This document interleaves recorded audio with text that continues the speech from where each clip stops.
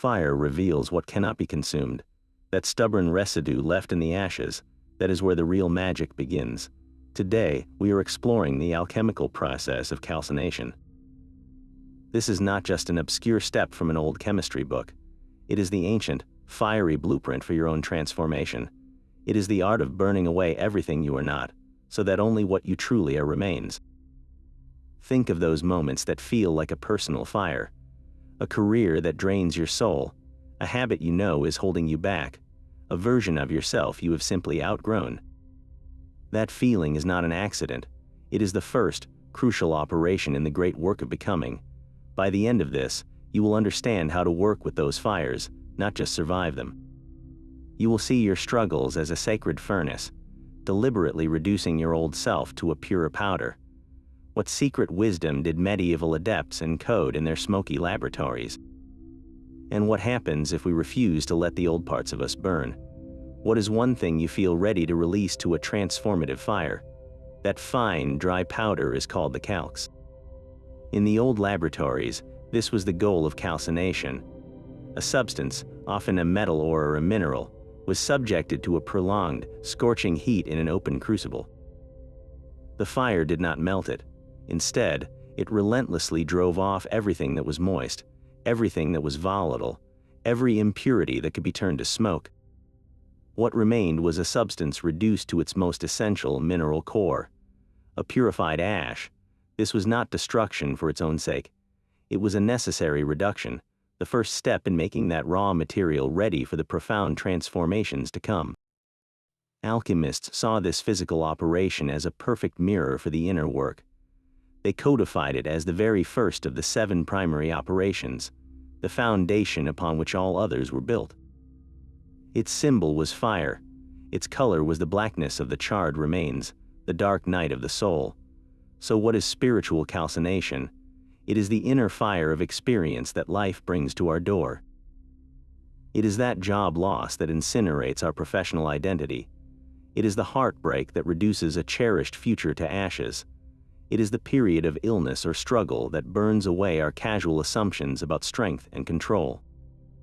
This fire targets the dross of our personality, our pettiness, our pride, our need to be seen in a certain way, our fragile self-image built on the opinions of others. These are the volatile components. Under the heat of genuine crisis or deep, uncomfortable self-reflection, they cannot hold. They smoke and they burn away. What is left feels, at first, like nothing but loss, a blackened, powdered version of who you thought you were. This is the calx of the self, stripped, dry, and humbled. It feels like an ending, but in the alchemical view, this is where true potency begins.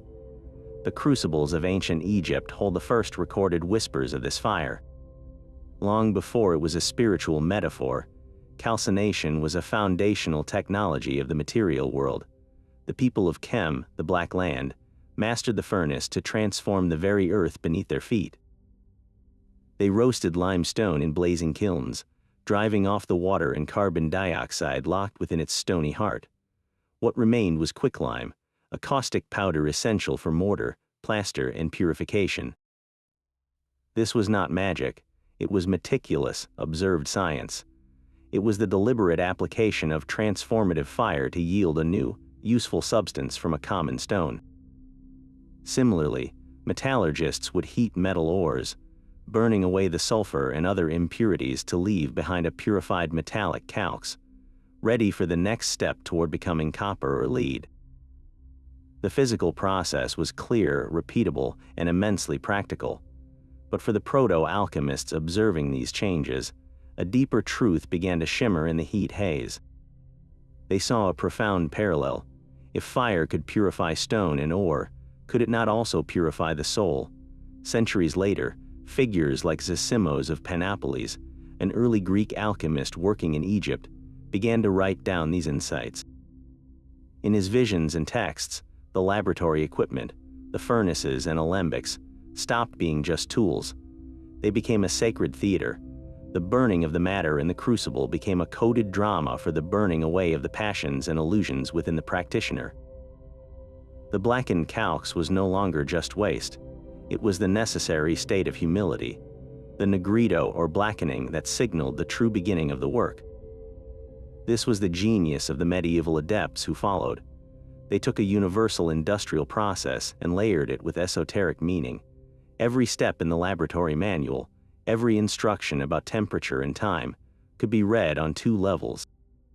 One was a recipe for material transformation. The other was a detailed map for psychological and spiritual refinement. The furnace was no longer just a brick oven. It was the intense heat of self-examination. The ore was no longer just a rock. It was the raw, unrefined self, and the calx was the essential core, stripped of ego and pretense, waiting to be rebuilt. They created a secret language where the literal act of burning pointed directly to the inner fire of catharsis. So when we speak of calcination today, we are invoking this deep, dual heritage. We are connecting to the tangible skill of the ancient artisan and the visionary wisdom of the mystic, both united by the same transformative flame. This dual nature of fire is its most profound secret. Across spiritual traditions, flame is never just a physical force, it is a divine agent of change. In Hinduism, Agni is the god of fire, a messenger who carries offerings to the heavens and purifies all he touches. He consumes the old to make way for communication with the sacred. In Christianity, the Pentecostal flame descends upon the apostles, not to burn them, but to ignite their spirits with divine inspiration, transforming confusion into clarity and fear into courage. Fire, in these contexts, is a destroyer only of what cannot stand in the presence of truth. It is the ultimate transformer, taking one state of being and irrevocably altering it into another. This is the exact role it plays in your own inner calcination. The fiery trial of a major life change, the heated argument that forces a long-hidden truth into the open, the burning passion for a new path that consumes your old complacency. These are all manifestations of that same symbolic fire. It feels destructive because it is designed to break down forms that have outlived their purpose. But its true goal is purification, clearing the ground for what must come next. And what does this purifying fire leave behind? Ash. If fire is the active force, ash is the potent residue. It is the universal symbol of humility, the tangible proof that something once solid and structured has been reduced. The phrase ashes to ashes, dust to dust, speaks directly to our mortality, a reminder of our finite, physical nature. In the moment after a personal fire, that is exactly how we feel, reduced to our most basic, mortal core. Yet ash holds a second, more hopeful meaning. Gardeners know that wood ash is rich in minerals, a potent fertilizer. Forest fires, though devastating, clear the canopy and deposit nutrient-rich ash that fosters explosive new growth. The ash of your old identity, your burned-away illusions, is not waste. It is the fertile, essential ground from which a wiser, stronger self can emerge. This entire cycle is captured in the foundational alchemical motto, solve et coagula, dissolve and coagulate. Calcination is the ultimate act of dissolution, the solve. It is the breaking apart of the complex, contaminated whole into its simplest, most fundamental particles. You cannot build a new structure on a shaky, corrupted foundation. You must first reduce it to powder. The fiery trials of life are not random punishments. They are the universe's method of applying the solve to your being, dissolving the ego's rigid structures so that something more authentic can later coagulate or come together. So when you find yourself in the ashes, covered in the fine, gray powder of a burned-out dream or a shattered expectation, remember the dual symbolism. You are humbled, yes. You are confronted with your mortality and your limits, but you are also standing on the most fertile ground of your entire life. That ash is the purified calx of your experience, the essential mineral core, now ready to receive the seed of what comes next. This is where the theory meets the bone. That fertile ash we stand upon was once something we desperately tried to protect. In the alchemy of the self, the primary substance placed into the crucible is the ego. Not the healthy sense of self that navigates the world, but the constructed one, the false personality. This is the intricate mask we have built over a lifetime, crafted from other people's expectations, our own fears, and a deep-seated need to be seen as special, secure, and in control. It is the part of us that clings to a title, a social role, a story about who we are supposed to be. This ego is volatile. It is driven by pride, attachment to outcomes, and a fragile self-image. And the fire of calcination is designed specifically to burn it away. The process feels exactly like a kind of death, because it is the death of the false self. The heat that triggers it often arrives as a moment of profound crisis. It might be a public failure that shatters your reputation, a betrayal that incinerates your trust in a carefully built narrative, or a sudden loss that renders your plans and ambitions meaningless. It can also be a slower, more internal fire, the creeping heat of deep dissatisfaction, a quiet but relentless sense that the life you are living is not truly yours. This is the humiliation, the stripping away of self-importance. The career you defined yourself by suddenly ends. The relationship you built your identity around collapses. The belief system that gave you certainty is called into question by a raw, undeniable experience. In these fires, the ego's defenses, its pride and its stories are like kindling. They cannot withstand the heat. What you are left with in the aftermath is that stark, powdered calx. It feels like nothing. It is the emptiness after the applause fades, the silence in the home that once echoed with a partner's presence, the hollow question of who you are when your primary role is gone. This stage is painful because we are wired to avoid it. We spend enormous energy propping up this false self, convincing ourselves and others of its solidity. To have it reduced to ash is terrifying. It feels like annihilation. Yet, the alchemists understood this death as absolutely necessary. You cannot rebuild an authentic life on a foundation of fear and pretense. The old identity, however comfortable, must be broken down to its basic components. The calcination of the ego is not a punishment. It is the severe mercy of reality itself, applying the solve to the complex, often dishonest structure you have called me. It clears the ground so that what grows next can be rooted in truth, not in a pleasing fiction. The pain of this burning is the signal that something essential is finally being exposed. Picture the alchemist's workshop, a world away from our sterile labs. The air is thick with the scent of charcoal, hot metal, and strange herbs. At the heart of this sacred space stands the athaner, the alchemical furnace. This is no simple fire pit. It is a self-feeding oven, often shaped like a tower, designed to maintain a steady, even heat for days or even weeks on end. Its name whispers of eternity, a slow, patient fire that mimics the transformative processes of nature itself. Within the glowing belly of the athaner rests a crucible, a small cup made of fire clay or sometimes even bone ash, capable of withstanding incredible temperatures. Inside this vessel lies the prime matter, the raw substance of the work. Often, this was a common, dense, and impure metal like lead or the brittle mineral antimony. These were chosen not for their value, but for their symbolic weight and their potential for radical change. The fuel is carefully selected, perhaps charcoal from a specific wood, to produce a clean, hot flame free of contaminating smoke. Now the work begins. The alchemist does not simply blast the crucible with roaring heat. The process is one of gradual, meticulous increase. The fire is built slowly, coaxed and tended with unwavering attention. As the hours turn into days, the matter within begins its metamorphosis. The alchemist watches, a patient witness to the colors of transformation. The solid mass first sweats, releasing its inherent moisture in plumes of steam. Then, as the heat intensifies, it may glow with dull reds and oranges before beginning to char. The goal is not melting, but a dry, relentless baking. The key color to achieve is black, the negrito. The matter cracks, darkens, and finally reduces to a dry, powdery, jet-black substance. This is the calx, the purified ash. But here is the secret the old texts often omit, the true ingredient in the recipe. The alchemist's own consciousness is part of the apparatus. His focused intention, his meditative state, his own inner fire of aspiration is projected into the crucible.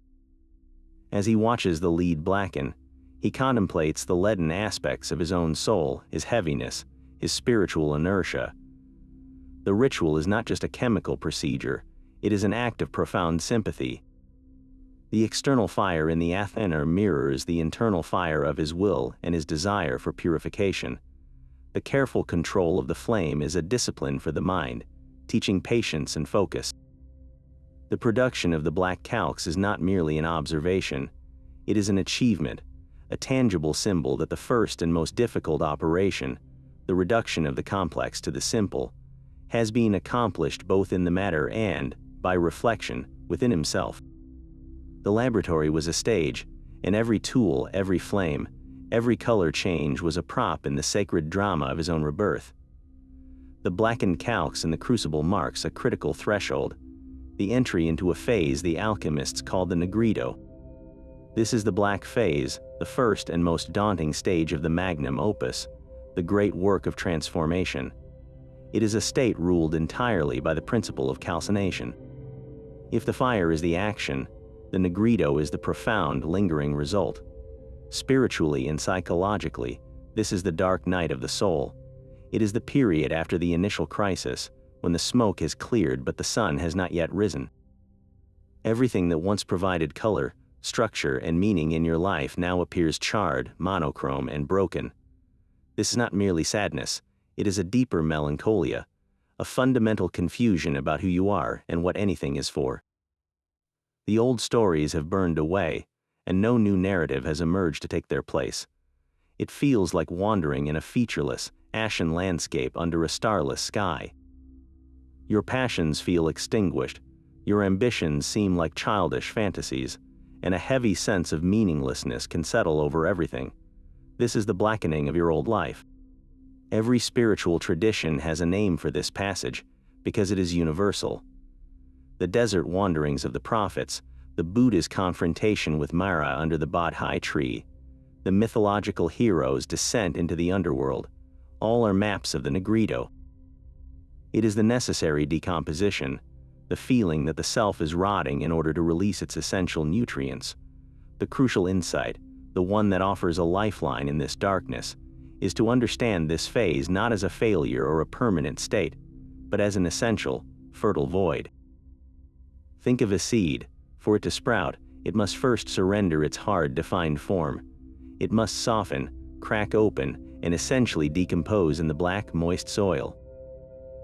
What looks like death and decay from the outside is, in truth, the very process that activates its latent potential, allowing the radical new structure of the root and stem to emerge. Your negrito is that black soil, the depression, the confusion, the sense of being utterly reduced. These are not signs that you are broken beyond repair. They are signs that the protective shell of your old identity has finally cracked open. The ego has been calcined, and now you are sitting in the rich, dark humus of your own stripped-down essence. This is where the real magic is seated, in the quiet, unseen darkness, where no performance is required and no old masks can survive. The temptation is to rush this phase, to immediately try to rebuild, to paint over the blackness with new, bright colors.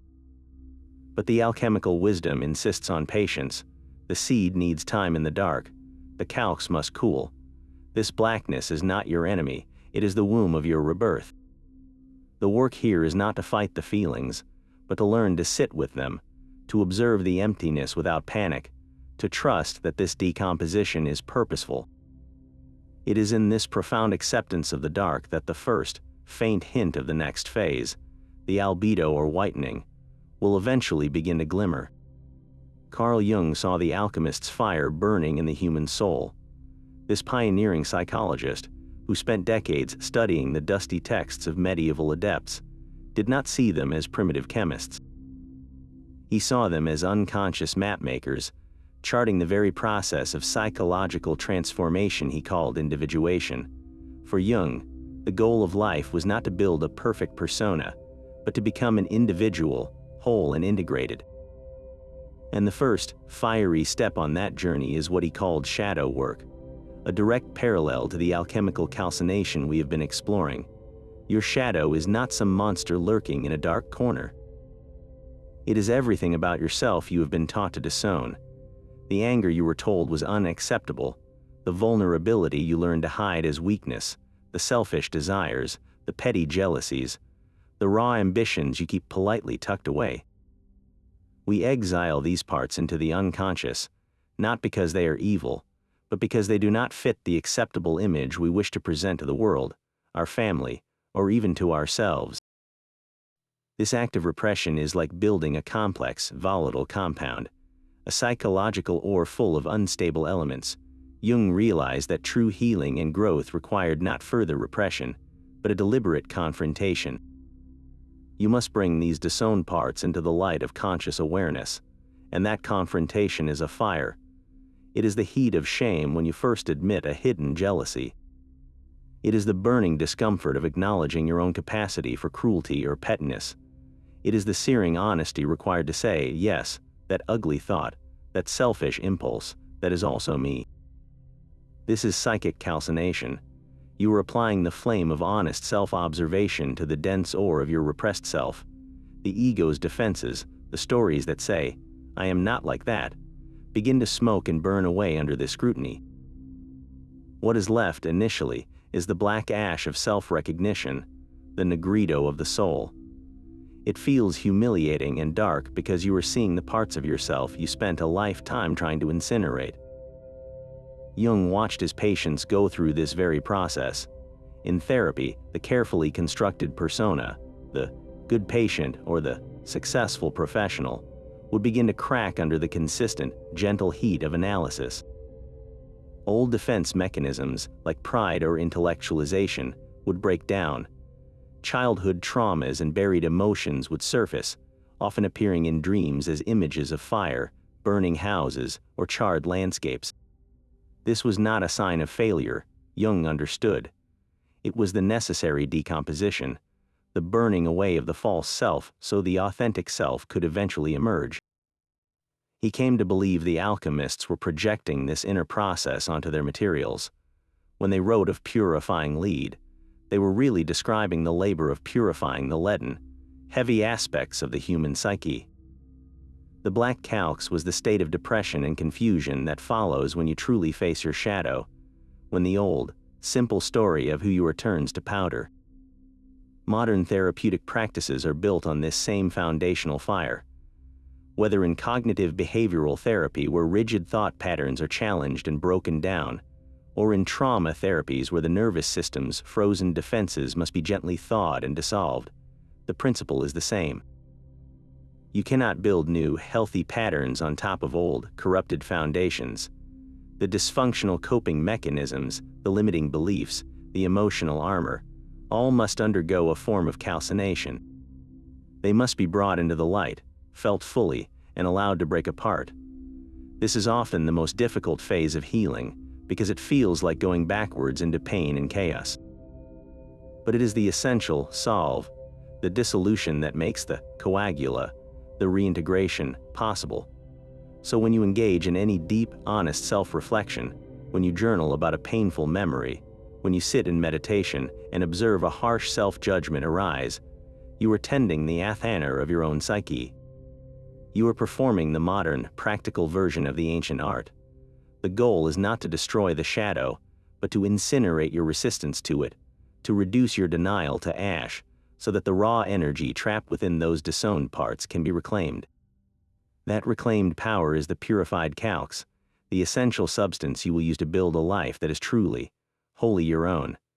That black soil of the soul finds its most vivid expression not in theory, but in story. Our dreams and myths have always known the path of the fire long before our waking minds could name it. When you dream of being caught in a blaze, of watching your house burn, or of sifting through cold ashes in a familiar room, you are not simply processing daily stress. Your unconscious is staging a profound allegory of calcination. The house in the dream is often the structure of the self, your identity. To see it consumed by flames is the psyche's raw depiction of the ego's dissolution. The terror you feel is not about physical death, but the death of the known, the comfortable, the defined. Finding ashes in a dream is equally telling. It represents that moment after the fire, the stark, humbled residue of something that was once whole and vibrant. These are not nightmares of doom, but sacred scripts. They are your inner alchemist showing you, in the symbolic language of the soul, that the necessary burning is underway. This archetypal pattern is etched into the bedrock of human mythology, a shared story we have told across cultures and millennia. Consider the phoenix, the magnificent firebird of ancient Egyptian and Greek lore. At the end of its long life cycle, it does not simply fade away. It builds a nest of aromatic spices, ignites it, and is consumed entirely by the flames. From its own ashes, a new youthful phoenix emerges, reborn. This is the perfect mythological map of calcination and renewal. The fire is not an external punishment, but a conscious, self-created pyre. The complete reduction to ash is the prerequisite for the new life. The phoenix does not avoid its fiery end, it actively chooses it, understanding that this is the only path to its continuation. Your own periods of burnout, of feeling completely consumed by circumstance, are echoes of this myth. The question is not how to avoid the fire, but what new form is waiting to take shape from the ashes you currently sit within. The labors of Hercules provide another detailed manual. His famous 12 labors were not random acts of strength, but a sequential curriculum in transformation, beginning with a profound calcination of his old, brutish identity. His very first labor was to slay the Nemean lion, a beast with an impenetrable hide. Hercules could not pierce it with weapons, so he was forced to use his bare hands, wrestling the lion and eventually strangling it. He then skinned it with its own claw, the only thing sharp enough to cut its hide, and wore the pelt as his armor. This is a masterclass in symbolic calcination. The lion represents the untamed, ferocious power of the unrefined ego, the raw, animalistic passions. Hercules cannot defeat it with the tools of his old self, his weapons. He must engage it directly with his own hands in a grueling, intimate struggle. The victory is not just over the beast, but over his own brutish nature. Wearing its skin signifies that he has not destroyed this power, but has integrated it, transformed it into a protective strength. The old, wild Hercules is burned away in the struggle, leaving a humbled but stronger hero, now prepared for the even more subtle labors to come. These stories persist because they are not about distant heroes or magical birds. They are about us. The archetype of the trial by fire, the descent into ashes, is woven into the very fabric of the hero's journey, a pattern identified by mythologists like Joseph Campbell. This journey is not reserved for legends. It is the fundamental narrative of human growth.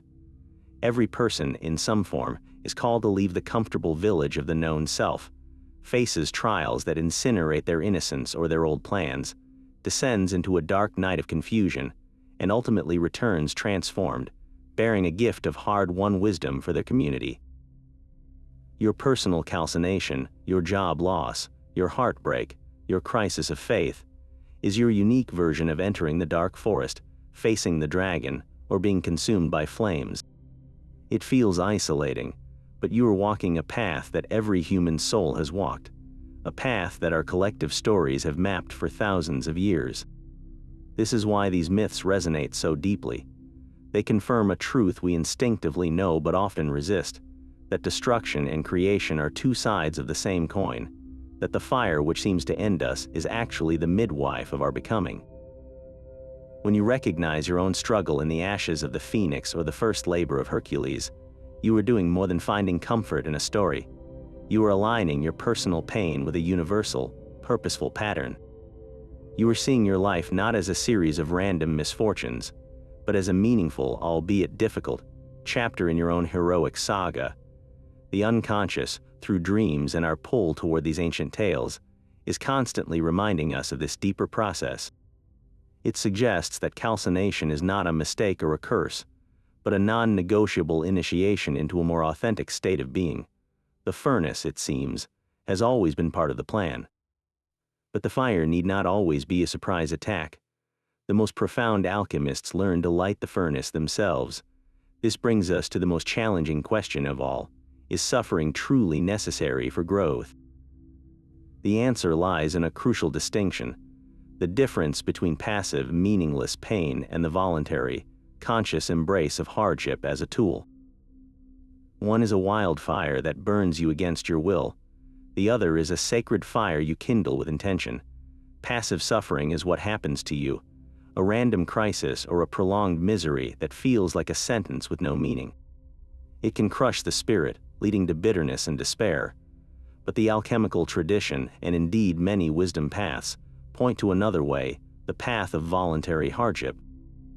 This is not about seeking pain for its own sake, which is mere masochism. It is about strategically, consciously using discomfort as the fuel for your own inner athaner. It is choosing to enter the fire before the fire chooses you. Across spiritual traditions, we find this practice encoded in ascetic disciplines. The monk who fasts, not to punish the body, but to burn away attachment to comfort and sensation. The practitioner who keeps a night-long vigil, deliberately sacrificing sleep to incinerate mental fog and distraction. The yogi who endures exposure to the elements, not as a test of endurance, but to calcine the illusion of separation from nature. These are not acts of self-denial in a negative sense. They are acts of self-refinement. The ascetic is an alchemist of the self, using voluntary hardship to apply a controlled, precise heat to the attachments of the flesh and the wanderings of the mind. The goal is to produce the same calx, the same purified residue of essential being, that crisis produces, but through a willed and mindful process. The body's cravings, the mind's incessant chatter, these are the volatile impurities. Fasting, solitude, and discomfort are the fires that burn them away, leaving the practitioner in a state of stark, clear simplicity. This is calcination by choice. For a modern, practical equivalent, we can look to the ancient Stoics and their powerful concept of voluntary discomfort. The Roman philosopher Seneca would deliberately wear rough clothing, sleep on a hard bed, or eat plain food on certain days. Why? He was not poor. He was conducting a spiritual exercise. By willingly embracing a minor hardship, he was inoculating himself against the fear of future loss. More importantly, he was actively burning away his attachment to luxury and soft living. He was reminding himself that his true self, his core character, was not defined by comfort or external conditions. This is a brilliant form of psychological calcination. When you choose to walk in the cold without complaining, when you take on a difficult project you could avoid, when you fast from digital distraction for a day, you are performing a small, modern-day ascetic act. You are placing a piece of your own complacency into a small, personal crucible. The heat of that minor discomfort burns away a tiny layer of entitlement, of fragility, of the belief that you must always be at ease. Over time, these small, voluntary fires temper the spirit. They build a resilience that comes not from having avoided suffering, but from having practiced with its smaller flames. They prepare you so that when the great, involuntary fires of life inevitably come, you are not a stranger to the heat. You have already learned how to tend the furnace from the inside. A vital caution must be sounded here. This is not a glorification of pain. Unnecessary suffering, especially that inflicted by or upon others, holds no inherent virtue. The goal is not pain, but purification. The fire is only useful if it is applied with awareness and purpose, like the alchemist carefully regulating the temperature of the athaner. To seek out trauma or to remain in abusive situations under the guise of spiritual growth is a profound misunderstanding. The transformative potential of suffering lies entirely in the consciousness brought to it. Passive suffering asks, "Why is this happening to me?" Voluntary hardship, or the conscious reframing of unavoidable pain, asks, "What within me is this burning away?" The first question leads to victimhood, the second to empowerment. It is the shift from being the fuel, consumed blindly by the flames, to becoming the alchemist, who understands the properties of fire and uses it to separate the essential from the trivial. So, is suffering necessary? Perhaps not all growth requires it, but the deepest transformations, the ones that reshape our very foundation, often pass through its forge. The choice we have is not whether we will ever feel the heat, but whether we will let it merely scorch us or learn to use it, even in small, voluntary ways, to deliberately calcine the parts of us that are ready to turn to ash. That essential core, the unburnable residue, has a name in the alchemical triad. It is salt. While fire is the agent of change and the volatile elements are what escapes as smoke, salt is what remains fixed. In the laboratory, this was the literal, tangible substance left in the crucible after calcination, the purified mineral ash that could not be driven off by heat. It was matter in its most essential, stable form. Alchemists saw this fixed salt as one of the three primal principles, alongside the volatile mercury and the combustible sulfur. It represented the body, the structure, the tangible vessel that contains and gives form to the more fleeting energies of spirit and soul. Spiritually, this translates into something profound. After the fires of crisis have burned away your attachments, your ego's stories, and your false identities, what is left in the ashes? Not nothing. You are left with your salt. This is your fundamental character, your unshakable essence, stripped of all decoration and pretense.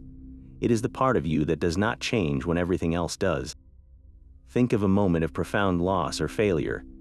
In the immediate shock, the volatile parts flee, your pride, your plans, your social persona. But as the smoke clears, something else emerges from the wreckage.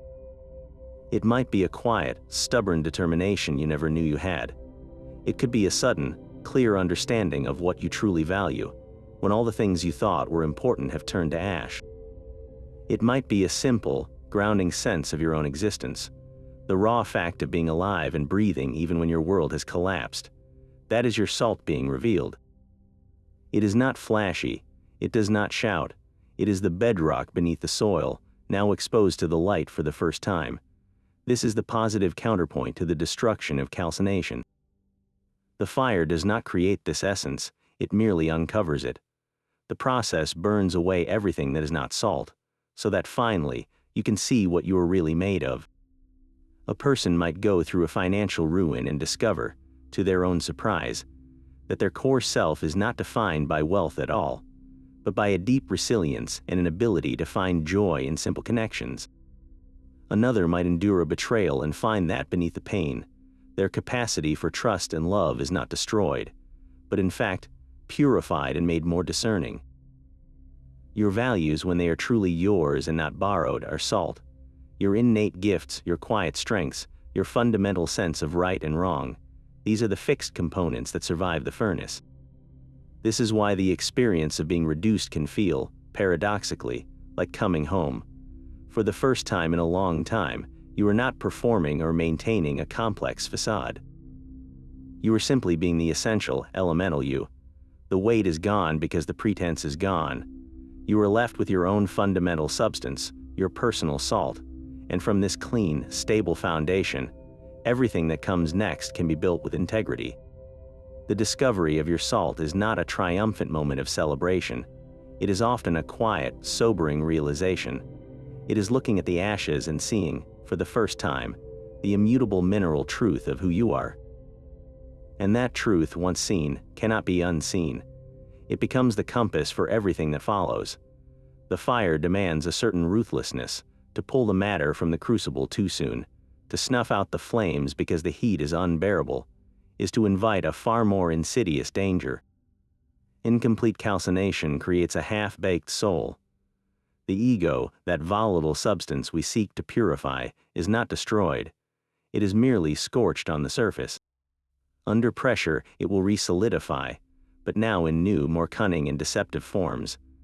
This is the birthplace of spiritual bypassing, where we use lofty ideas and platitudes to avoid facing our raw, unprocessed pain. We might declare we are all love and light, while secretly seething with resentment, or talk of detachment while remaining deeply attached to being seen as spiritually advanced. A spiritual ego is perhaps the most treacherous residue of an unfinished fire. It is the pride of being humble, the arrogance of having transcended arrogance. It clings to labels, be it healer or mystic or awakened one, using them as a new costume for the same old need for specialness and validation. This is not transformation, it is a costume change, where the lead of the old self is merely painted to look like gold. The process has been resisted, and the impurity remains at the core, now harder to detect and more difficult to burn away a second time. Another peril is becoming trapped in the negrito itself. The black ashes are fertile, but they are not a home. To wallow in the depression, to romanticize the suffering or mistake the emptiness for a final destination, is to refuse the next operation. The alchemical work stalls. Life loses all color and motivation, not as a temporary stage of decomposition, but as a permanent state of resignation. This is the swamp of melancholy, where the seed refuses to sprout, content to remain a seed in the cold, dark ground. The fire of calcination must be followed by the washing waters of the next stage, but if we grow attached to our own ashes, we will never seek the spring. The historical alchemists faced literal, physical versions of these dangers, a stark reminder that this work is not metaphorical alone. In their quest to perfect the material process, they worked with substances like mercury and antimony, breathing in toxic fumes that could lead to madness and physical decay. The threat of explosion was ever present, a sudden, violent release of pent-up forces from a poorly sealed vessel or an uncontrolled reaction. These were not just occupational hazards, they were powerful external symbols of the internal risks. A psychological process undertaken without courage, without the willingness to see it through to the end, can lead to a toxic residue of bitterness or a sudden, destructive outburst of all the energies we tried to suppress. The furnace must be tended with respect and a commitment to see the color change all the way to black, and then beyond. To start the fire is an act of courage, but to let it burn until its work is done, that is an act of faith. The fire that refines the individual soul also burns in the heart of the collective. Every relationship, every family, every society carries its own volatile mixture of unspoken agreements, shared illusions, and inherited hypocrisies. When the heat rises within these groups, we witness interpersonal calcination, a shared trial by fire that tests the very bonds holding people together. Consider a long-standing friendship built on a foundation of mutual convenience or nostalgia. The connection feels solid, but over time, unaddressed grievances and subtle betrayals accumulate like a combustible residue. Then a single heated argument ignites the pile. Harsh truths are spoken, feelings are hurt, and the comfortable facade of the friendship is incinerated in the blaze. In the painful silence that follows, it seems the relationship itself has turned to ash, but this conflict, agonizing as it is, can be a purifying fire. It burns away the polite fiction, the resentment that was poisoning the well, and the outdated dynamic that no longer served either person. What remains in the aftermath is the calx of the connection, the bare, honest truth of what the relationship actually is, stripped of its sentimental varnish. From this humbled, powdered ground, a new and more authentic bond can be built, if both parties are willing to work with the ashes. This micro-calcination happens in families during major upheavals, like the revelation of a long-held secret or a clash over core values. The old family mythology, the story everyone told about who they were, goes up in flames. What emerges is often messy and raw, but it is real. The air has been cleared. The unspoken rules have been incinerated, forcing a new, more conscious structure to be negotiated from the essential residue of love and shared history that survived the fire. On a grand historical scale, we see this process in the rise and fall of empires and the fires of revolution. An empire at its peak is a complex, rigid structure built on certain ideals, but often maintained through oppression, inequality, and systemic hypocrisy. The volatile elements within its society, the injustice and the silenced discontent, build up like pressure in a sealed vessel. Eventually, the heat becomes too great. The French Revolution serves as a stark example. The ancient regime, with its entrenched privileges and absolute monarchy, represented an old, corrupted form. The revolutionary fervor was the calcining fire, a violent, uncontrollable blaze that sought to reduce the entire social structure to its basic components, symbolized by the literal ashes of the guillotine and the burning of feudal titles. It was a brutal, collective negrito, a societal dark night where all old certainties were destroyed. The goal, however chaotic and bloody, was purification, to burn away the corrupt nobility and clerical privilege to reveal the essential salt of the nation, the principles of liberty, equality, and fraternity. Whether that pure residue was ever successfully recovered and rebuilt is a matter for historians, but the process itself is a textbook case of macro-calcination. The fall of the Roman Empire can be viewed through a similar lens, a slow, centuries-long fire that burned away the immense, overextended structure, reducing it to fragmented kingdoms and a purified, essentialized version of its culture and law that would later seed the Renaissance.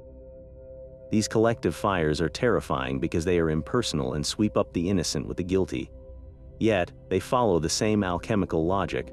No structure, no matter how grand, is immune to the furnace of time and contradiction. The outdated, the hypocritical, the unjust, these are the volatile elements in the social compound. When they are no longer tenable, the heat of popular will, economic collapse, or moral reckoning arrives to burn them away. The period that follows is always one of ash and confusion, a societal negrito where old identities are gone and new ones are not yet formed. It is from this collective humus, this powdered remains of the old world, that the seeds of the next civilization eventually sprout. So when you find yourself in the middle of a fiery conflict within your community, or when you watch the news and see the world seeming to burn, remember the dual nature of this flame. It is destructive, yes, but its deeper impulse is often purgative. It seeks to reduce what is complex and corrupt to something simple and essential, creating the necessary, fertile void from which a more authentic connection, a fairer system, or a wiser society might one day grow. The question for any group in the crucible is not whether they will feel the heat, but what essential salt of shared purpose or truth they will discover in the ashes when the smoke finally clears. The same fire that humbles can also illuminate. There is a flip side to this alchemical coin, a form of calcination that feels less like a crisis and more like a sudden, brilliant ignition. This is the fire of inspiration, a creative blaze that consumes the tired, the derivative, and the safe to make way for something entirely original. Think of the writer who stares at a first draft and feels a cold dissatisfaction. The plot is predictable, the characters are flat. In a moment of decisive clarity, she selects entire chapters and deletes them. That act is not destruction, it is creative calcination.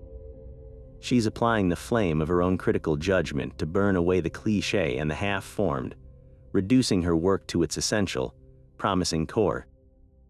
The blank page that follows is not a loss, it is the fertile ash from which a truer story can now emerge. This process is echoed in the world of art and innovation through a powerful concept known as creative destruction. In economics, thinkers like Joseph Schumpeter described how capitalism progresses not through gentle improvement, but through gales of destruction. The automobile did not slowly improve the horse and buggy, it rendered it obsolete. The smartphone did not evolve from the landline, it incinerated entire industries and created new ones in the ashes. This is calcination on a societal scale, where old systems, technologies, and business models are relentlessly burned away by the heat of a new, superior idea. The old form must decompose to release its energy and materials for the new structure to be built. We see this courageous embrace of the fire in the biographies of great creators. The composer Igor Stravinsky famously burned his early compositions, understanding they were mere exercises, imitations that needed to be reduced to ash so his own authentic voice could speak. The painter Francis Bacon would slash and destroy canvases he deemed unsuccessful, refusing to let a false step stand. For them, the act of destruction was an integral part of the act of creation. It was a voluntary, even exhilarating, form of purification. They were their own alchemists, placing their imperfect work into the crucible of their own high standards. The entrepreneur who fails spectacularly undergoes the same fiery trial. A bankrupt business, a rejected patent, a product launch that flops. These are not just professional setbacks. They are the calcination of a business plan, a vision, and an identity. The volatile elements, the flawed assumptions and unproven hypotheses, are burned away in the very public furnace of the market. What remains for the true entrepreneur is not nothing. It is the purified calx of hard-won experience, a network of genuine contacts, and a crystal-clear understanding of what the customer actually needs. This residue is infinitely more valuable than the initial, untested idea. It is the essential mineral from which the next, far more resilient venture will be built. This is why we so often hear that failure is a better teacher than success. Success often reinforces the ego's existing structure. Failure, when met with awareness, applies the solve. It breaks that structure apart, forcing a reduction to fundamentals. You are left with your creative salt, your core insight, stripped of its naive packaging. This positive, energizing calcination is something we can actively seek. It is the decision to scrap a project that is good but not great. It is the choice to leave a comfortable job to pursue a calling that feels risky and uncharted.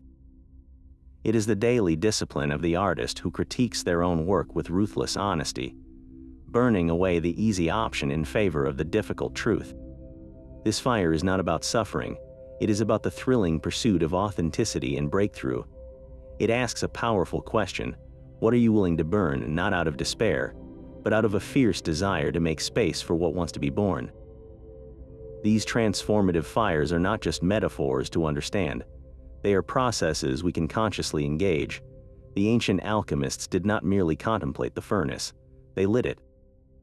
We can do the same within the inner laboratory of our own awareness, using meditative and ritual practices to direct the flame of calcination with purpose and safety. Let us begin with a simple visualization you can try right now. Find a comfortable, quiet space. Close your eyes and take a few deep breaths. In your mind's eye, see yourself standing before a small, contained fire, perhaps in a stone hearth or a bronze brazier. This is your personal, sacred flame. Now, bring to mind a specific limitation, a fear, or an old story about yourself that you feel ready to release. See it as a tangible object, perhaps a heavy chain, a dark cloak, or a brittle mask. With a clear intention, mentally place this object into the flames. Watch as the fire accepts it. Observe without judgment as the form blackens, cracks, and begins to dissolve. There is no explosion, only a steady, purifying reduction. As it burns, imagine any energy trapped within that limitation being released as smoke, leaving your being. What remains in the ashes of your visualization is not emptiness, but a soft, essential light, the core of you that was always there beneath the weight. This is your salt, revealed. Sit with that light for a moment before gently bringing your awareness back. This mental rehearsal builds the neural pathways for actual release, teaching your psyche the rhythm of conscious transformation. For a more tangible ritual, the act of writing and burning is powerfully direct. Take a piece of paper and a pen. Write down clearly what you wish to calcine. It could be a habit, a resentment, a label like, "I am not good enough," or even a single word like procrastination or fear. Be specific. Hold the paper and focus your intention on it, acknowledging that this energy has served a purpose but is now ready to be transformed. Then, with all necessary safety precautions, burn the paper in a fireproof container like a metal bowl or a sink. As it burns, watch the physical matter turn to smoke and ash. Do not just set it and walk away. Witness the entire process. The smoke represents the volatile parts leaving you, and the ash is the fixed residue, the lesson learned, now neutralized. You are performing a miniature, symbolic version of the great work, making the abstract process physically real for your senses. This ritual works because it engages multiple modes of perception, thought, word, and sight, cementing the intention in your consciousness. Simpler still is the focused use of a candle flame, a practice found in traditions like candle magic or the yogic technique of Tritaka, or steady gazing. Light a candle in a dark, draft-free room. Sit comfortably and simply watch the flame. Do not stare intensely to the point of strain, but soften your gaze. As you watch the flame dance, let it become the living symbol of the alchemical fire. With each breath in, draw in the quality of transformative courage. With each breath out, Imagine releasing a specific attachment into the flame where it is consumed.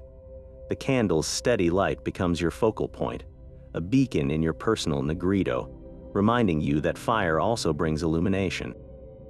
The key to all these practices is not the dramatic gesture, but the clarity of your intention. Before you begin, take a moment to silently state, either aloud or in your heart, what you are doing and why. You are not just burning paper or staring at a wick. You are engaging in a sacred operation of the self.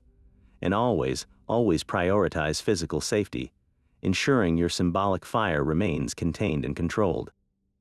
This bridges the vast, historical concept of the Athaner to your living room, making the ancient art of calcination an accessible, personal tool for spiritual work. When you actively participate in this way, you shift from being a passenger in your own transformation to becoming the alchemist in charge of the furnace. The forest floor holds its own secret wisdom of the flame. Walk through a dense, old-growth woodland and you will find a thick carpet of fallen branches, decaying leaves, and choking underbrush. This accumulation is not a sign of health, it is a slow suffocation.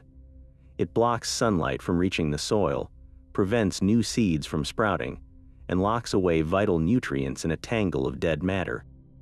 In such an environment, the mighty trees themselves can begin to stagnate, vulnerable to disease and pestilence.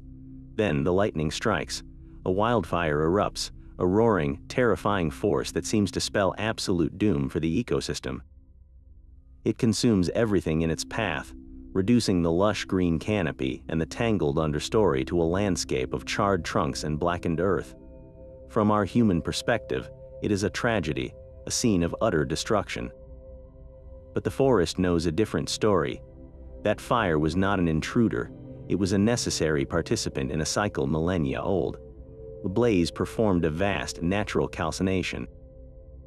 It burned away the volatile dead wood, the choking clutter, and the diseased growth.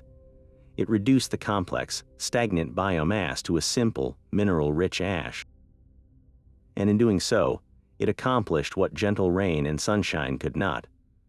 The heat of the flames cracks open the serotinous cones of certain pine trees, releasing seeds that would have remained locked away for decades. The cleared canopy now allows sunlight to flood the forest floor, warming the earth. And that black ash covering the ground is not a poison, it is a potent fertilizer, rich in potassium and calcium, a perfect bed for new life. Within seasons, the scorched earth erupts in a riot of wildflowers and fresh green shoots. The new trees that grow will be stronger, more resilient, and the forest as a whole is revitalized. This is calcination written across thousands of acres, a clear demonstration that destruction and creation are not opposites, but sequential phases in a single, intelligent process of renewal. We see this same principle in the most violent geological events. A volcanic eruption is the planet's own spectacular Athaner. Molten rock incinerates everything in its path, burying landscapes under thick layers of sterile ash and rock. It appears to be the very definition of a wasteland. Yet, over time, that volcanic ash weathers into some of the most fertile soil on Earth. Regions like the slopes of Mount Vesuvius in Italy or the islands of Hawaii are agricultural paradises precisely because they were built upon the calcined remains of countless eruptions. The fire from below reduced ancient rock to a fine, nutrient-dense powder, creating the perfect foundation for lush, vibrant life. These are not exceptions to the rule of nature, they are the rule. The system requires the periodic fire to prevent entropy, to clear the old and make space for the new. This is the direct, undeniable parallel for our inner world. Your psyche is also an ecosystem. Over time, we accumulate mental and emotional deadwood, old habits that no longer serve us, belief systems that have grown brittle, emotional patterns that choke our growth. We can try to prune these gently, but often they are too entrenched, too interconnected. A period of inner calcination, a personal wildfire, sweeps through. It feels devastating because it is clearing that dense, accumulated underbrush of the soul. It burns away the comfortable clutter that was actually blocking your light. It cracks open the hardened shells around your potential, releasing seeds of new ideas you did not even know you carried. and it leaves behind a fertile, ash-rich inner landscape, humbled and open, ready to support a new kind of growth that is stronger, more authentic, and more resilient than what was there before. Stagnation is the true enemy of any living system, whether a forest or a human spirit. The fire, however frightening, is the antidote to that stagnation. It is nature's brutal, non-negotiable method of ensuring that life does not merely continue, but evolves. When you find yourself in the ashes of a personal burn, remember the forest after the blaze and the fields that grow from volcanic soil. You are not being punished by a random catastrophe. You are participating in a universal, cyclical law of renewal. The landscape may look barren now, but that is only because the most vibrant seeds require the heat of the fire to wake them. The cycle of destruction and renewal finds its cosmic governor in the distant ringed planet, Saturn. In the symbolic language of esoteric astrology and alchemy, every transformative process is ruled by a celestial body, and the fiery ordeal of calcination is the sacred domain of Saturn. Known as Kronos to the Greeks, the god who devoured his own children, Saturn represents the implacable forces of time, limitation, structure, and inevitable decay. Its energy is cold, dry, and contracting, the very opposite of Jupiter's expansive warmth. This is why traditional astrology often labeled Saturn the Great Malefic, the bringer of hardship. But this title misses the deeper wisdom. Saturn is better understood as the Lord of Karma and the stern teacher. Its role is not to punish, but to enforce reality, to burn away all that is immature, illusory, or built on shaky ground. The hardships Saturn brings are the cosmic fires of the Athaner, applied with precise, impersonal timing to ensure our spiritual substance is properly reduced to its essential salt. Where Jupiter offers opportunity, Saturn demands responsibility. Where Venus offers pleasure, Saturn insists on discipline. Its lessons feel harsh because they target our weakest points, the areas where we have avoided growth or cut corners. A Saturnine challenge might be a long period of grinding hard work with little reward, forcing you to develop patience and perseverance. It could be a confrontation with your own limitations, a health issue that teaches you the value of the body, or a relationship that ends because it was built on fantasy, not truth. These experiences are the archetypal fires of calcination, designed not to destroy you, but to incinerate your childish dependencies and force you to stand on your own 2 feet. The ultimate expression of this planetary timing is a profound astrological event called the Saturn return. It is a cosmic clock that ticks for every individual. Saturn takes approximately 29.5 years to complete one orbit around the Sun, returning to the exact position it held in the sky at the moment of your birth. This first return, happening around age 29, is a universal rite of passage, a built-in cycle of personal calcination. The years leading up to it often feel like a gathering pressure. The lifestyle of your 20s, the experiments, the identities you tried on, begin to feel flimsy and unsatisfying. Then, as Saturn completes its circuit, the furnace ignites. Relationships that are not built to last often crumble. Career paths that do not align with your deeper purpose become unbearable. You are confronted, in a very concrete way, with the consequences of every choice you have made since adulthood began. It is a time of endings, breakdowns, and sobering reality checks. This is Saturn applying its solve to the first adult incarnation of your ego, the volatile elements of youthful illusion, the belief that you have endless time, the tendency to blame others, the lack of concrete structure, are ruthlessly burned away. The process can feel like a dark night of the soul, a true negrito, as the life you knew turns to ash. Yet, this is not a random crisis, it is a cosmic initiation. By the time Saturn moves on, you are meant to have shed the skin of your youth and stepped into a more authentic, responsible, and structured version of yourself, having discovered the bedrock of your own character in the ashes.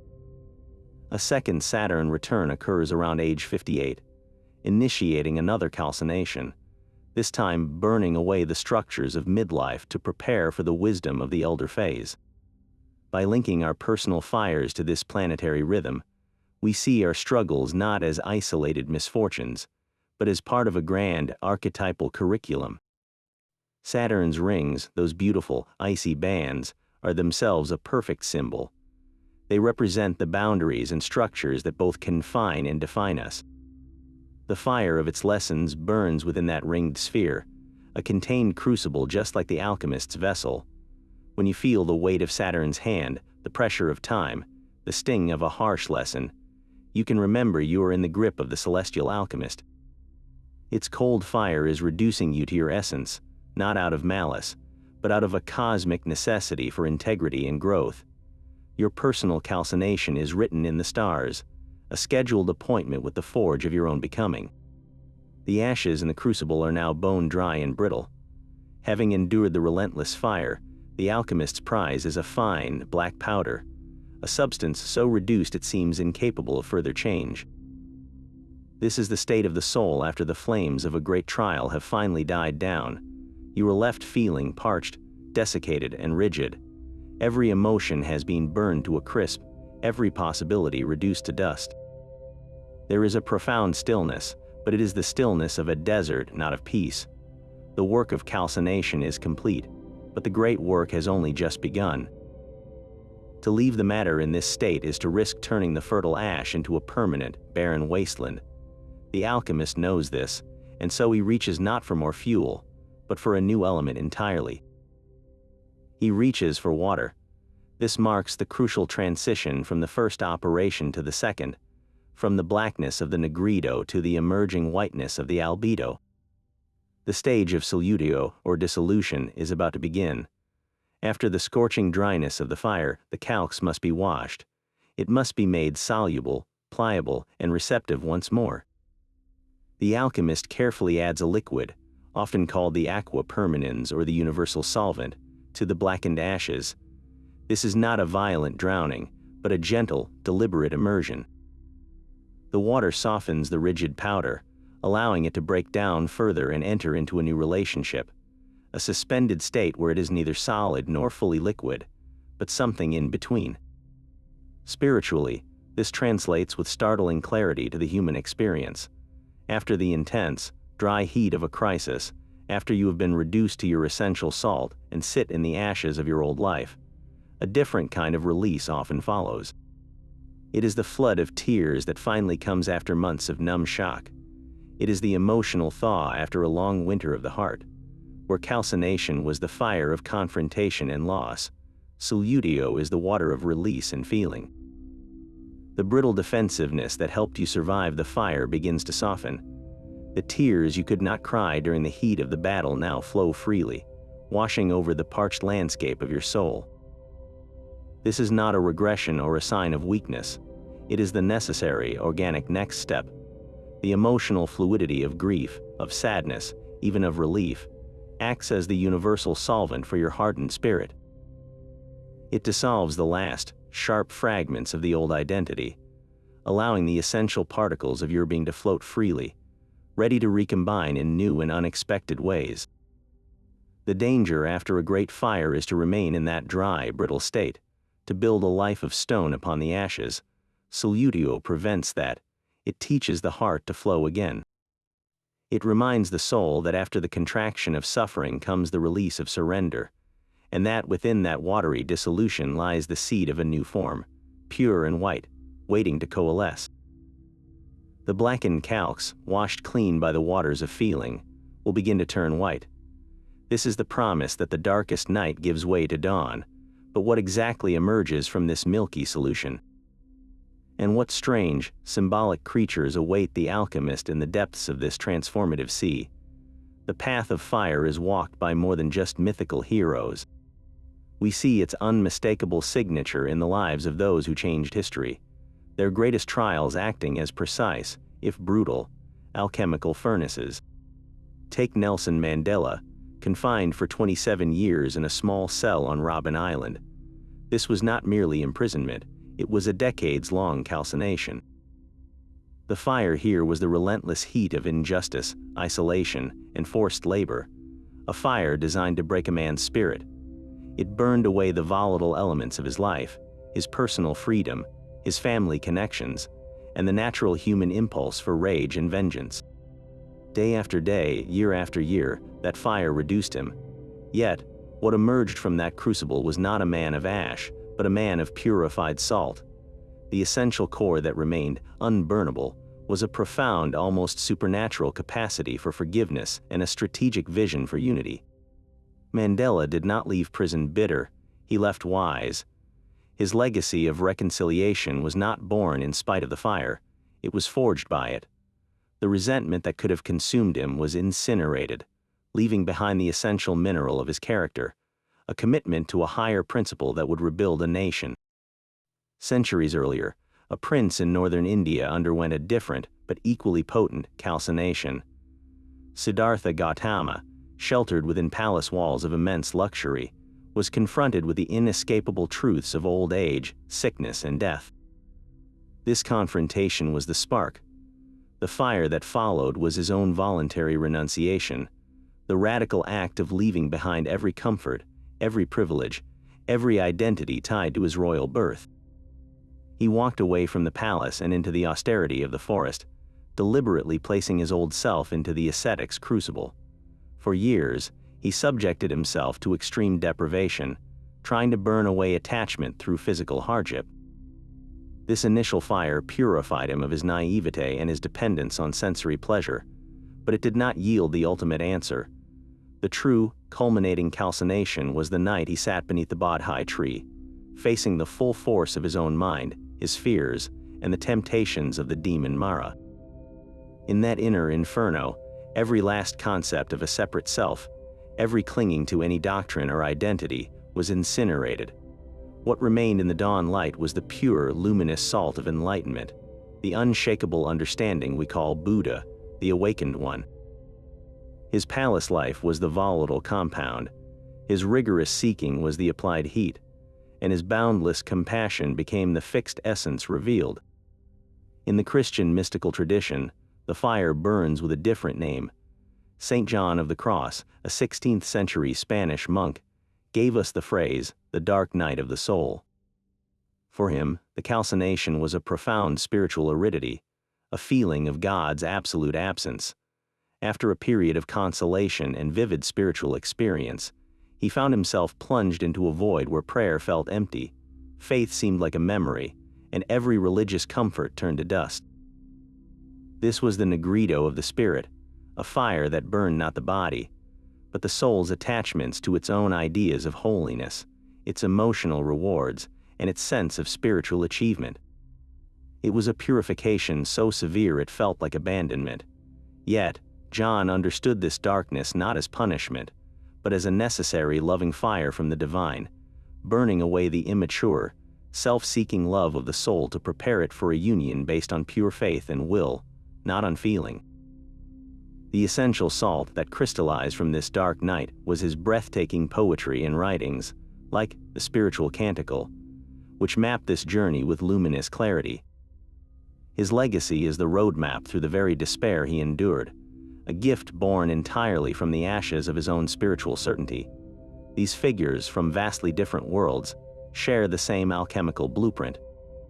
Mandela's prison, the Buddha's renunciation, John's dark night, each was a unique but definitive athaner. Their fires were inescapable, chosen, or divinely sent, yet in each case, the individual consented to the process at a deep level. They did not merely endure their circumstances, they engaged with them, allowing the heat to do its work of separation. The glorious legacies we admire, the wisdom of forgiveness, the dawn of enlightenment, the poetry of divine love, these are not what they gained from the fire. They are what the fire uncovered. The blaze burned away everything that was not that essential, immutable truth. This pattern whispers a comforting and challenging idea, that the most difficult passages of a life are not interruptions of a grand plan, but the central operation of it. Your own trials, however modest they may seem in comparison, operate on the same principle. They are not evidence that you are off course, they are the evidence that you are being refined.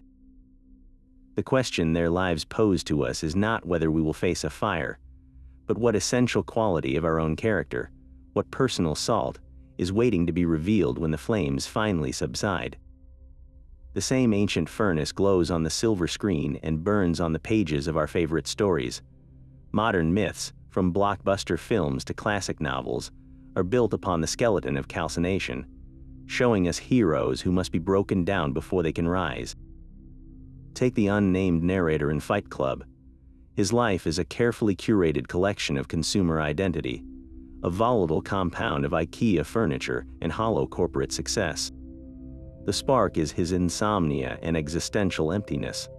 The calcining fire is Tyler Durden, a manifestation of his own repressed rage and desire for authenticity. Together, they literally burn his condo to the ground.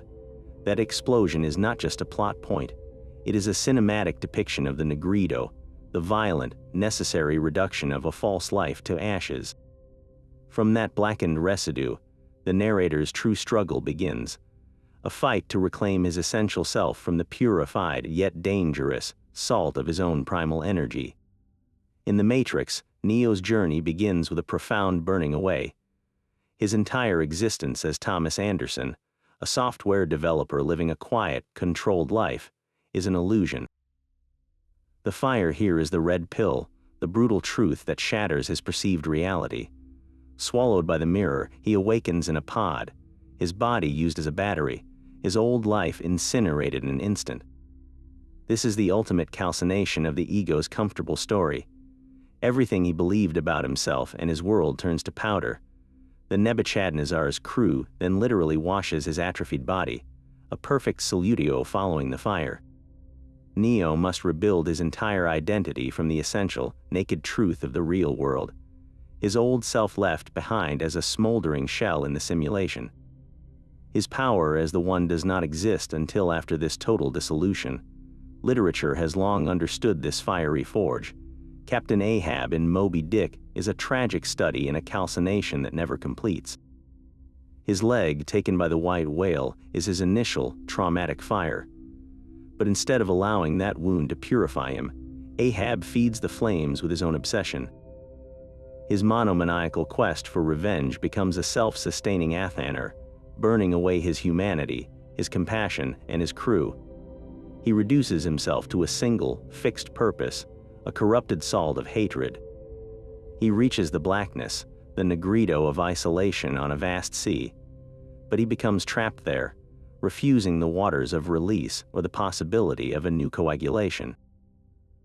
His story is a warning of what happens when the fire is not a passage, but a permanent residence. Even our most popular modern myths, superhero origin stories, are almost universally tales of calcination. Bruce Wayne watches his parents murdered in an alley, a searing trauma that incinerates his childhood and any sense of a safe world. That fire burns for years, reducing him to a vessel of pure purpose, the blackened calx of a boy's grief. Peter Parker's selfishness leads directly to Uncle Ben's death, a moral furnace that burns away his immature irresponsibility. Tony Stark is literally burned by his own weapons in a cave, his cavalier identity as a merchant of death reduced to shrapnel near his heart. In each case, the traumatic event is not the moment they become heroes. It is the moment their old, ordinary selves are destroyed. The hero emerges later, from the long, painful work of rebuilding with the essential substance that survived the flames, their unique sense of justice, responsibility, or ingenuity. These narratives resonate because they mirror our own potential. The hero's lowest point, that bleak moment in the second act where all seems lost, is the dramatic embodiment of the alchemical Negrido. It is the essential catalyst. Luke Skywalker broken and alone in Cloud City, Harry Potter walking into the Forbidden Forest to die. These are not just plot twists. They are the total reduction, the point where the character has nothing left of their old identity to cling to. Only from that state of powdered humility can they access a deeper power or make a choice that is purely, selflessly their own. These stories assure us that the fire has a purpose within the structure of a meaningful journey. They show us that the destruction of the comfortable known self is not the end of the story, but the brutal, necessary beginning of a far more interesting one. When you watch a character rise from their own ashes on screen, you are witnessing an ancient spiritual truth repackaged for a contemporary world, a reminder that the path of the hero and the path of the alchemist have always been one and the same. Resistance is the fuel that feeds the fire. When life ignites a crisis, our first instinct is often to fight it, to deny its reality, to desperately fan the flames in hopes of controlling them. We bargain, we rage, we build walls against the heat, but in the alchemical view, this struggle is the most painful part of the process. It is like trying to put out a forest fire with gasoline. The fire of calcination is not an enemy to be defeated. It is a force of nature to be understood and, ultimately, cooperated with. The turning point in any transformative trial comes not when we win the battle, but when we lay down our arms. This is the moment of conscious surrender. Do not mistake this for passive defeat or helpless resignation. That is giving up. Alchemical surrender is something far more active and intelligent. It is the decision to stop fighting the reality of the flames and instead begin to study their nature. It is choosing to work with the fire rather than against it. The ancient Stoics had a powerful phrase for this orientation, amor fati, a Latin term meaning love of one's fate. This is not about enjoying suffering or pretending that pain feels good. It is a radical acceptance, a willingness to embrace everything that happens, not because it is pleasant, but because it is yours. It is the soil of your life, the raw material of your transformation. The philosopher Epictetus, born a slave, understood this deeply. He taught that while we cannot control the events that befall us, we always retain sovereignty over our judgments and our reactions. When a calcining event strikes, you have a choice. You can judge it as a terrible, unfair catastrophe, a narrative that will fill you with bitterness and drain your power. Or you can practice amor fati. You can say, this is my experience now. This fire is part of my story. What does it demand of me? What can it reveal? This shift in perspective does not douse the flames, but it changes you from a victim trapped in the blaze to an observer standing at the forge. It transforms the fire from a meaningless punishment into a purposeful, if severe, initiation. How do we cultivate this stance in the midst of the heat? The practice begins with mindfulness, the simple, profound act of observation. When the emotional or circumstantial heat rises, instead of reacting immediately, pause. Take one conscious breath.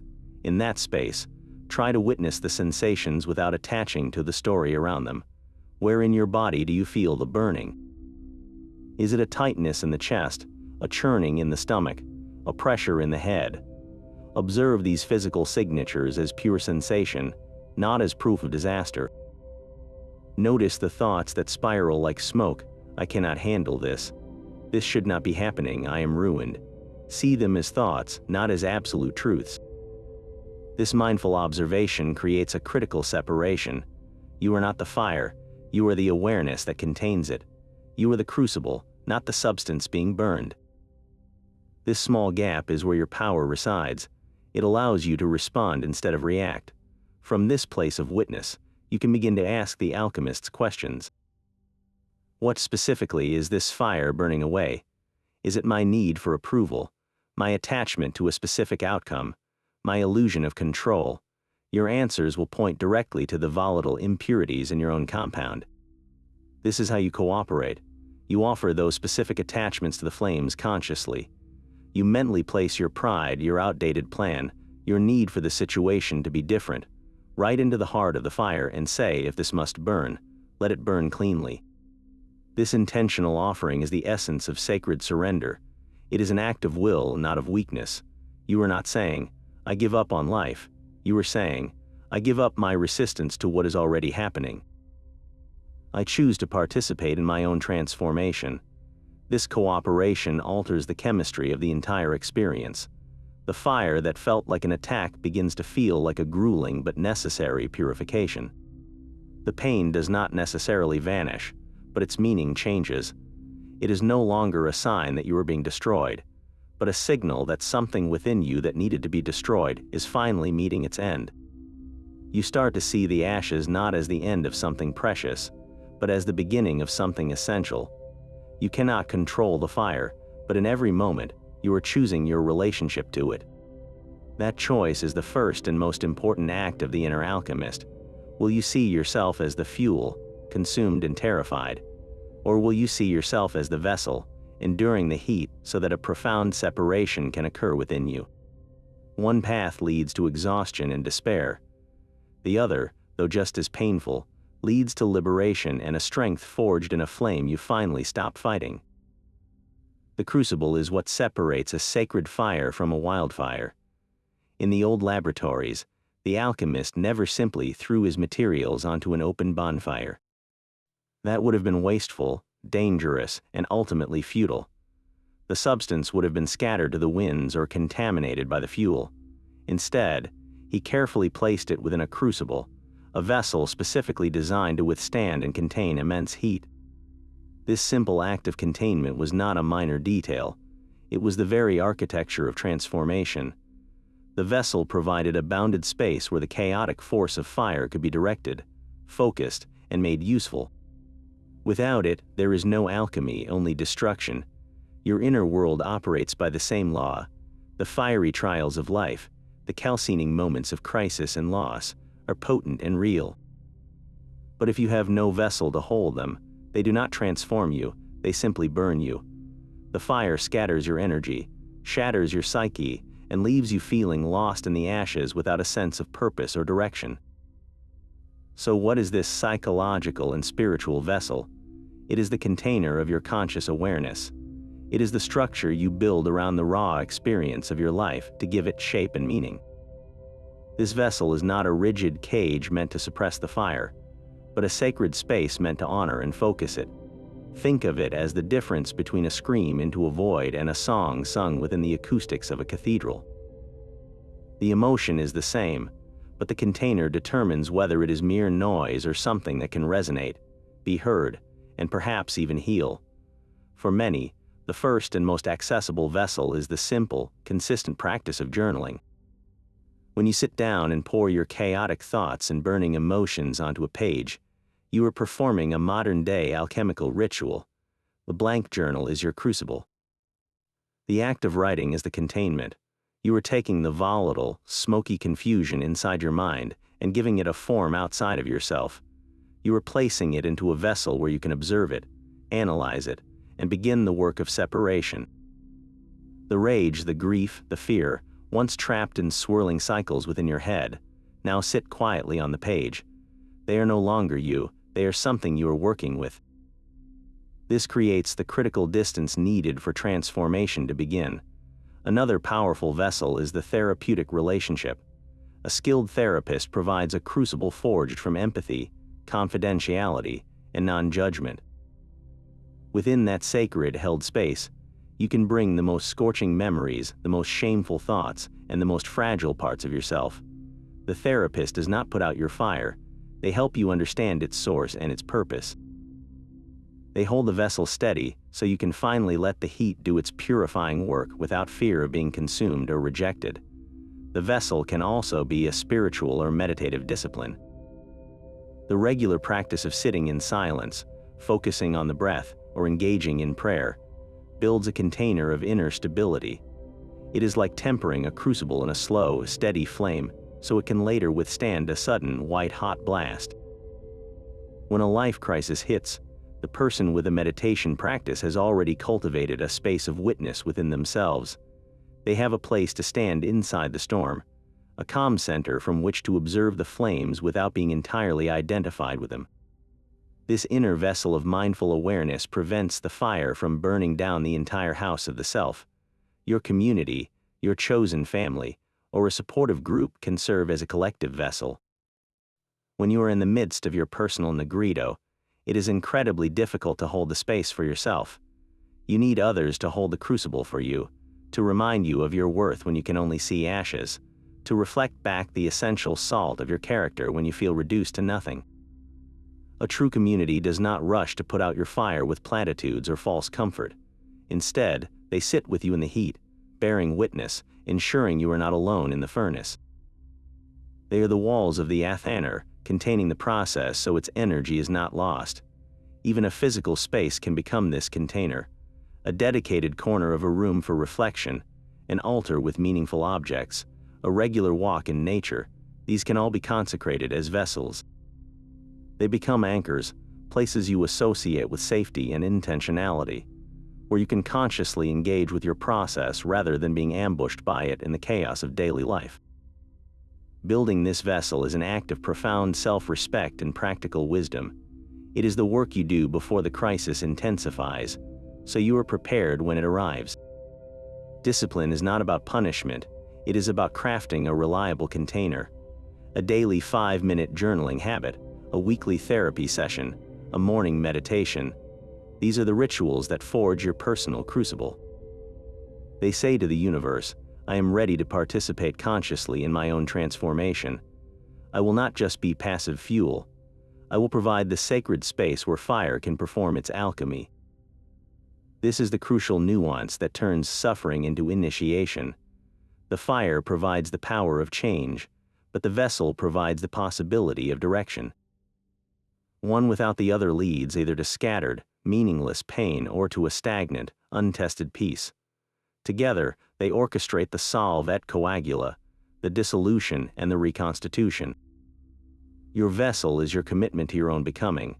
It is the promise you make to yourself that no matter how hot the fire gets, you will remain present, you will seek to understand, and you will provide a safe space for your essential self to be revealed in the aftermath. What does your crucible look like? And is it strong enough yet to hold the fires you know are coming? That fine, black ash is not the final word of the fire. Within its silent, powdered depths, something even more subtle remains hidden. The alchemist, having mastered the first fire of calcination, now prepares for a second, more delicate application of heat. This operation is called distillation. It is the art of coaxing the invisible from the visible, of drawing forth the spirit trapped within the body of the ash. After the crucible has cooled, the alchemist would take that purified calx and place it into a different vessel, an alembic. This apparatus, often made of glass, resembles a teardrop with a long, curving neck. The alembic is sealed and gently heated once more, but this time the goal is not to reduce, but to release. As the calx warms, the most rarefied parts of the substance, the elements too volatile to be captured in the first inferno, begin to rise. They ascend as a faint vapor, a ghostly mist that travels up the neck of the alembic. In the cooler upper regions, this vapor condenses. It turns back into a liquid, but this is no ordinary water. It is the aqua vitae, the water of life, or the quintessence, the fifth element beyond the basic four. This is the purified spirit of the original matter, separated and captured after the gross body has been destroyed. Distillation is the logical, essential next step. Calcination gave you the essential mineral body, the salt. But what of the essence, the animating principle, the wisdom that was locked within the experience itself? That is what distillation seeks to capture. Spiritually, this is the conscious, patient work you do in the quiet aftermath of a crisis. The initial blaze is over. The shock has subsided. You are sitting in the ashes of what was, feeling the strange emptiness of the negrito. Distillation begins when you light the small, gentle flame of reflection. You are not reliving the pain to suffer again. You are warming the experience just enough to see what rises from it. You are asking a single, powerful question. What truth remains now that all else has burned away? This is the active harvesting of wisdom from suffering. It is the process of extracting the quintessence from the ashes. Think of a time you went through a painful breakup. The calcination was the fiery conflict, the severing of ties, the burning away of the shared future you had imagined. In the bleak days that follow, you are in the ashes. Distillation starts when you sit with a cup of tea, look out the window, and a clear, quiet thought floats up. Maybe it is, I was compromising too much of myself. Or I now understand what true compatibility feels like because I have felt its absence. That clear thought, free of blame or self-pity, is the condensed vapor, the aqua vitae of that entire relationship. It is the essential lesson, the spiritual nutrient you can now carry forward. Without this step, the suffering remains just that, suffering. It is inert ash, potentially fertile but unused. With distillation, you actively separate the poison from the medicine. The bitterness, the resentment, the story of victimhood. These are the dregs left behind in the bottom of the alembic. What rises is the pure insight, the compassion for yourself and the other, the understanding of a personal boundary you must now honor. This is how alchemy turns lead into gold, not by denying the lead, but by patiently separating and saving its most precious, hidden component. A person who loses a job in a dramatic, humiliating way undergoes a fierce calcination. Their professional identity is incinerated. In the following weeks, as they update their resume and face sleepless nights, the distillation begins. The gentle heat of their anxious reflection causes truths to ascend. Perhaps they see that they were valued only for their output, not their humanity. Maybe they realize they had stopped learning years ago, or they might discover a latent skill or passion they had buried under their job title. These are not just thoughts, they are the distilled spirits of the experience. Capturing them is deliberate work. It might look like journaling with the specific intent to list lessons learned. It could be talking with a wise friend who helps you sift the insight from the emotion.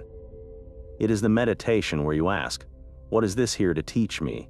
and wait patiently for the answer to condense in the stillness of your own mind. The key is the application of gentle, consistent heat. You cannot force it with the roaring blaze of obsession that will only scorch the insights and drive them off as useless anger. You must create the conditions for the subtle to separate from the gross, for the wisdom to rise from the memory of the pain. This is why time and space are crucial after a trauma. The alembic needs a cool neck for the vapor to condense.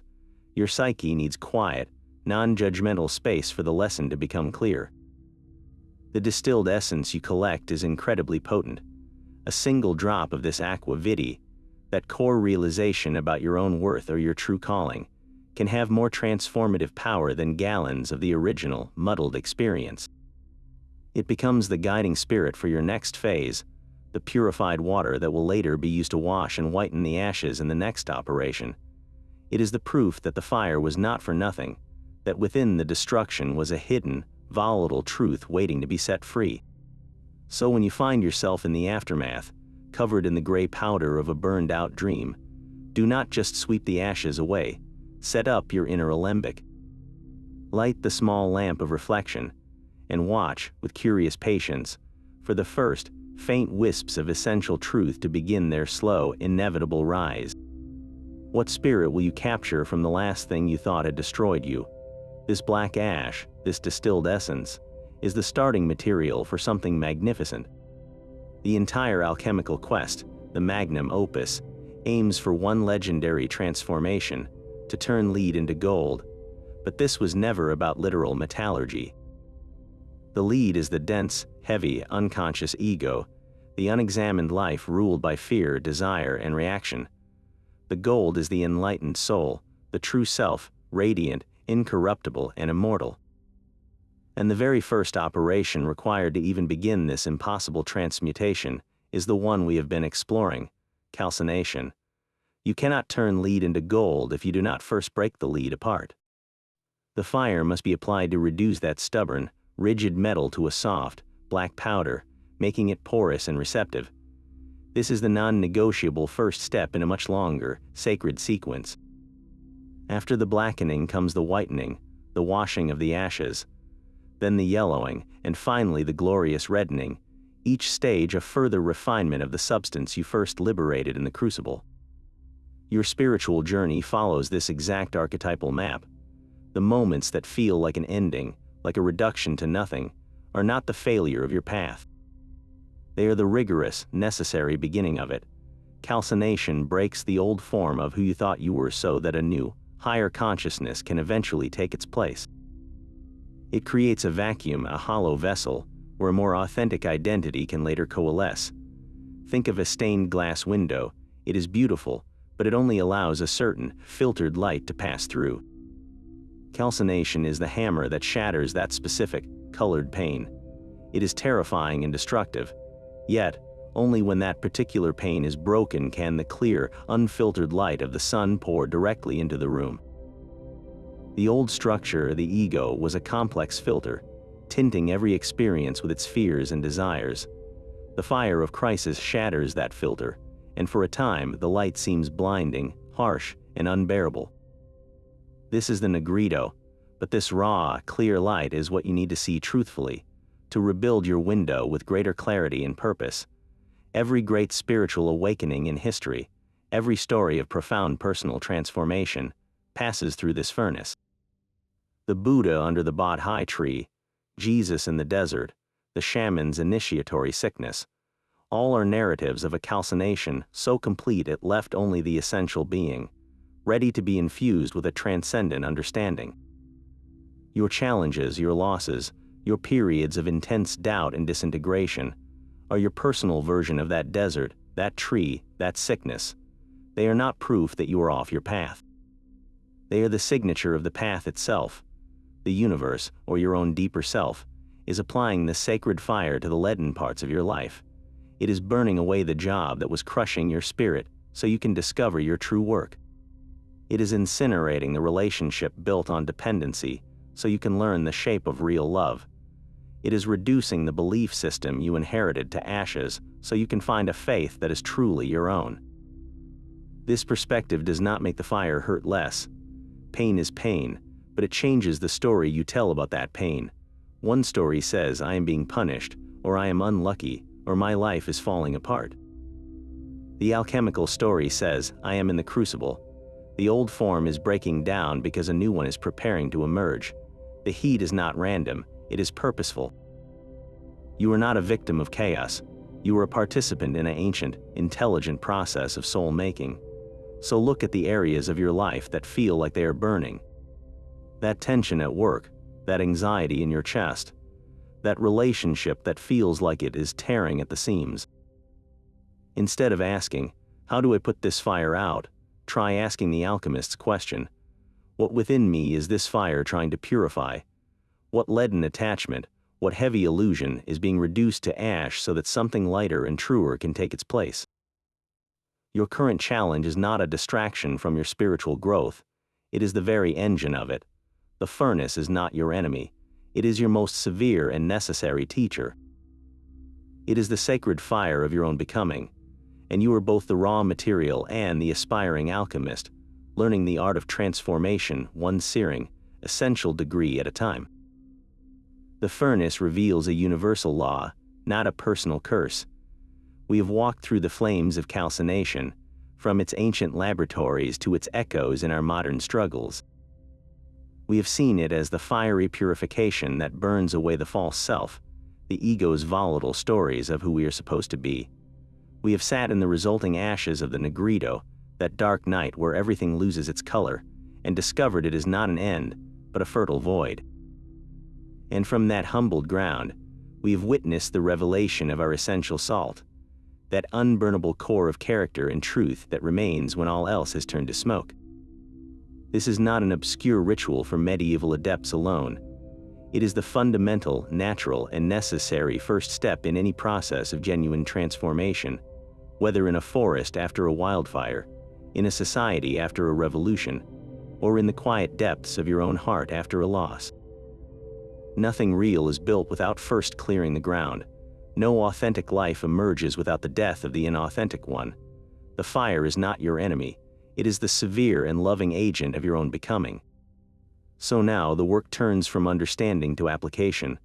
Look at your life with the eyes of an alchemist. Identify one area, just one, that feels dense, heavy, or stagnant. It might be a habit that drains your energy, a belief about yourself that limits your potential, or an attachment to an outcome that causes you constant anxiety. This is your personal lead. Now, ask yourself a courageous question. Are you ready to place it, consciously and willingly, into the crucible? Are you prepared to let that specific part of your old self be reduced, to sit in the temporary blackness, so that your essential salt can be revealed? You do not need to burn your entire life to the ground. Start with a single, chosen piece of kindling. Light the flame of honest examination and let it do its purifying work. Share in the comments below. What is one thing you feel called to release to a conscious, transformative fire? Your story might be the spark for someone else's courage. And if you are ready to continue this journey, To explore what happens after the ashes cool, be sure to subscribe. In our next exploration, we will move from the realm of fire to the element of water, as we dive into the second alchemical operation, dissolution, or solutio, where the washed and softened soul begins its mysterious turn